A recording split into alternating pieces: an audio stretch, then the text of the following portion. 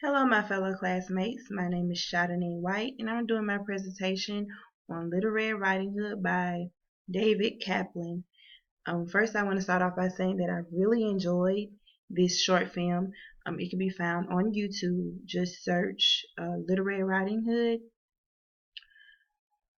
starring Christine Reese. That's her. First of all, I want to say that the version of Little Red Riding Hood that I'm used to is a bit similar to David Kaplan's version. As we all know, Little Red Riding Hood was a young lady who was sent by her mother to go to her grandmother's house to give her cookies or cake or whatever version you read. It was something, some sort of food. When she got there, on her way there, she met a wolf. The wolf wanted to know which path she was taking. He was going to take the shorter path and get to her grandmother's house first, where he would um, eat her grandmother and then, of course, pretend to be her grandmother. So in David Kaplan's version, those things happened. He saw her in the woods walking on her way to her grandmother's house. He asked her which way she was going to go. Of course, he took the shorter way. And in David's version, once he got to her grandmother's house, of course, he pretended like he was her. He went in and he proceeded to eat her. And he, unlike any other version that I know, he saved her blood and he also saved parts of her flesh. When Little Red Riding Hood got there, she knocked, of course. It's your granddaughter. He pretended to be her grandmother. Come in, granddaughter. And he he asked her to, of course, drink the blood and eat the flesh, but of course calling it wine and meat. And she did it. And then there was a cat that talked, which was out of the norm.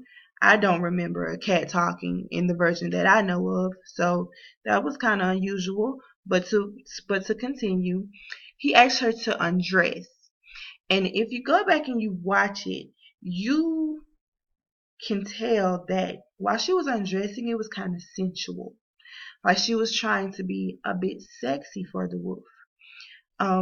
This is definitely for the mature crowd, if I can say that. Um, I got that she was kind of attracted to the wolf in a way. She got naked and she got in the bed as, as her grandmother asked her to. And she was kind of, my, what big mouth you have, and kind of sexy with it. Like, I want you, kind of like, I want you to eat me. So then they, as they continue, she says you could tell that she's trying to escape. So she says she has to pee pee. And he's like, you can pee pee in the bed. And then she's like, no, I have to caca. And then she's like, no, you can caca in the bed. Of course, he doesn't care because he's just going to eat her. So, in order for him to keep her so that she could, so that he could eat her in the end, he let her go to the bathroom.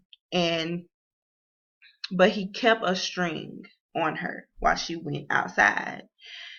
So, unfortunately, she outsmarted him and tied the string to a tree and escaped.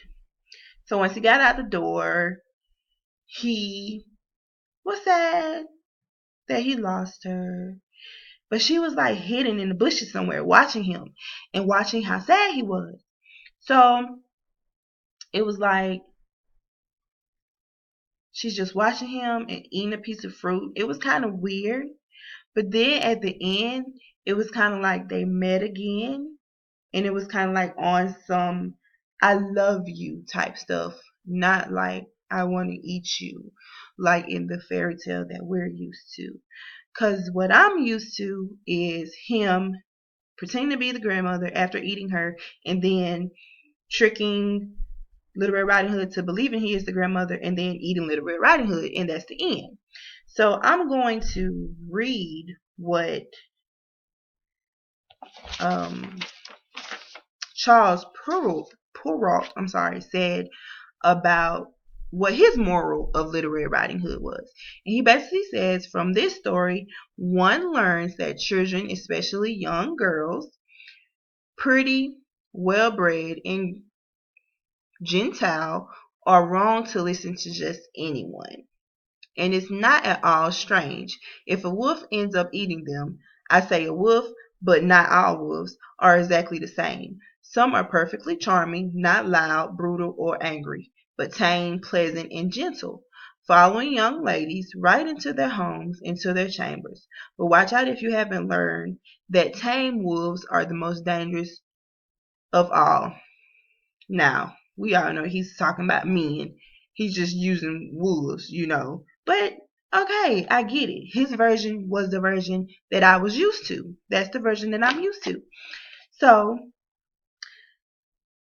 in David Kaplan's version, it was made in 1997. So, if and when you do go watch, it's black and white.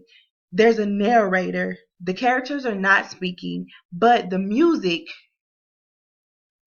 is like, what can I say? The music shows when there's drama or when there's calm. So you kind of get the feel of it. So that's always good. I would definitely say that the themes are alike. The setting is alike. A lot about the